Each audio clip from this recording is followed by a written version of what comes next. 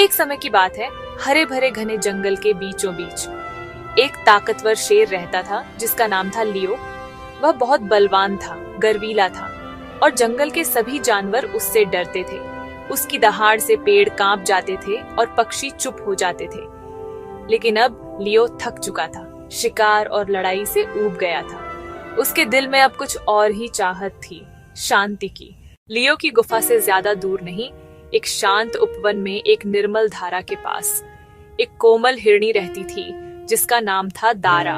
वह बहुत सुंदर, दयालु और हर जानवर की प्यारी थी। दारा अपना दिन धूप में नाचते हुए, दूसरों की मदद करते हुए और खुशियां बांटते हुए बिताती थी। एक तपती गर्मी के दिन लियो पानी की तलाश में उस धारा तक पहुंच गया। जैसे ही वह पानी पीने के लिए झुका, उसने देखा कि धारा के दूसरी ओर दारा उसे सतर्क निगाहों से देख रही थी। चिंता मत करो, मैं अब शिकार नहीं करता। मैं तो बस पानी पीने आया हूँ। एक शेर जो शिकार नहीं करता?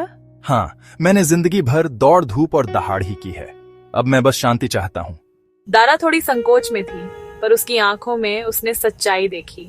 तो फिर चलो इस धारा को बांट लेते हैं, यहाँ दोनों के लिए पानी है। उस दिन के बाद से लियो और दारा अक्सर उस धारा के पास मिलने लगे।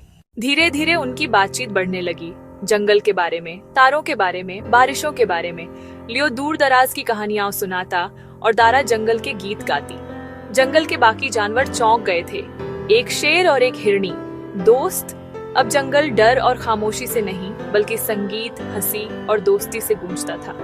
एक शाम जब जुगनू झिलमिला रहे थे और चांदनी छा गई थी, तुमने मुझे सिखाया कि सबसे क्रूर दिल को भी दया से बदला जा सकता है।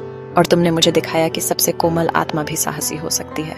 और इस तरह शेर और हिरण जंगल में खुशी खुशी रहने लगे। न शिकारी न शिकार, बल्कि इस बात का जीता जागता सबूत कि सबसे अलग प्राणी भी गहरे दोस्त